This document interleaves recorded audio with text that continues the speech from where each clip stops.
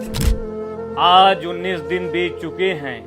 19 दिनों से एक बूढ़े माँ बाप का रो रो कर बुरा हाल है। 19 दिनों से एक नवविवाहिता की जिंदगी उजाड़ने वाले खुलेआम घूम रहे हैं और 19 दिनों से एक बहादुर जाबाज बहन अपने भाई के कातिलों को सलाखों के पीछे भेजने के लिए अपनी चप्पलों को घिसते हुए साहब की चौखट चूम रही है। लेकिन उस बहन को इंसाफ के नाम पर क्या मिल रहा है? सिर्फ और सिर्फ आश्वासन और एक नई तारीख। जौनपुर के चर्चित दूल्हा हत्याकांड में 19 दिन बाद भी पुलिस के हाथ खाली हैं। आज जौनपुर की कलेक्टर कचहरी से लेकर सड़कों तक जो कोहराम मचा है उसने पूरे जौनपुर को हिला कर रख दिया। सौम्या बिंद पहले एसपी ऑफिस पहुंचती हैं। सौम्या बिंद प्रशासन के सामने चट्टान की तरह अड़ी हुई दिखाई दे रही हैं। एक तरफ भाई की मौत का गम है तो दूसरी तरफ इंसाफ की जिद है। सौम्या कहती है कि जब तक मेरे भाई के असली हत्यारोपियों की गिरफ्तारी नहीं हो जाती है और उन्हें सजा नहीं मिलती है तब तक हम अपने भाई का क्रियाक्रम नहीं करेंगे।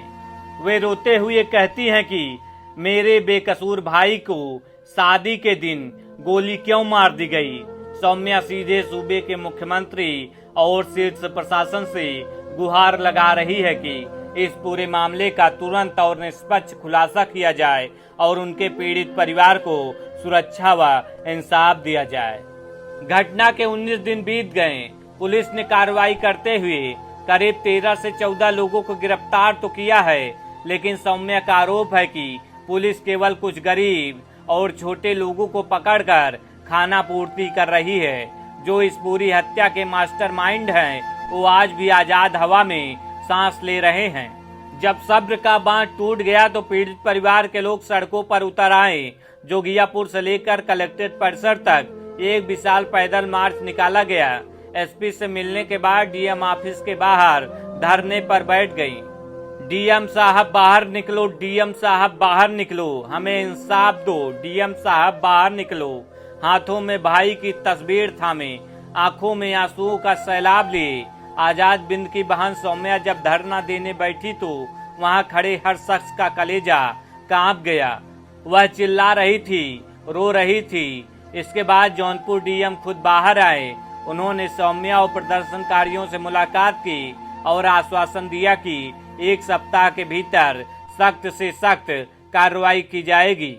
वाराणसी जोन के एडीजी द्वारा इस हत्याकांड के मुख्य आरोपियों भोले राजभर, रवि यादव और प्रदीप बिंद पर 1-1 लाख रुपए का भारी भरकम इनाम घोषित किया जा चुका है।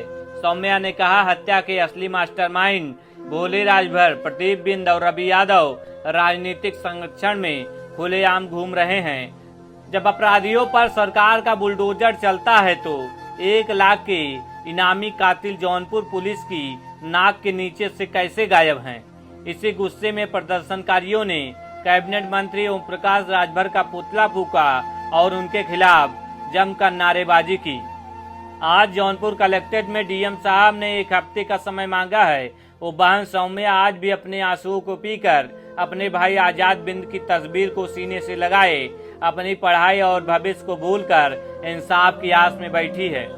1 मई 2026 की वो मनहूस शाम जौनपुर का खेतासराय थाना क्षेत्र, चारों तरफ बारात की चकाचौंध थी। गाड़ियां सजी हुई थी। दूल्हा आजाद बिंद अपनी कार में सवार होकर बारात लेकर निकला था।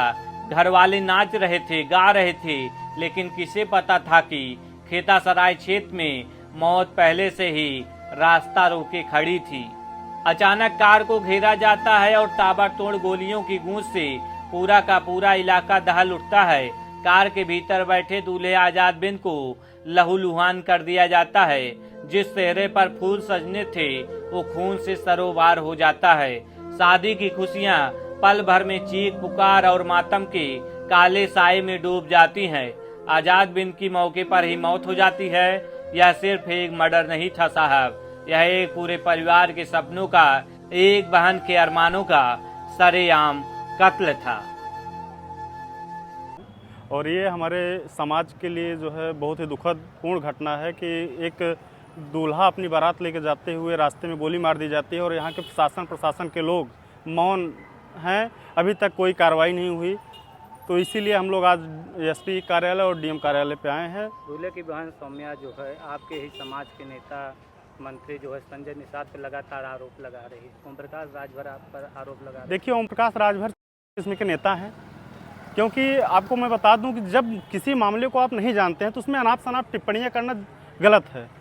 तो ये अनाप शनाप टिप्पणियां की हैं, इसलिए हम लोग उनका भी विरोध किए हैं। संजय निषाद का तो संजय निषाद हमारे समाज के नेता हैं, लेकिन इस घटना में वो अभी तक कोई प्रतिक्रिया नहीं दी, इसलिए उनका विरोध किया जा रहा है। क्योंकि हम लोग हमेशा अपने नेता उनको माने हैं, तो हमारे समाज में अगर ऐसी कोई घटनाएं हैं तो उनको आना चाहिए सामने। लेकिन उनके पार्टी के लोग यहाँ आए थे, हमारे साथ हैं, ऐसी कोई बात नहीं, लेकिन वो पर्सनली इस मामले पर कोई कुछ नहीं बोले, इसलिए हम लोग दुख प्रकट किए हैं।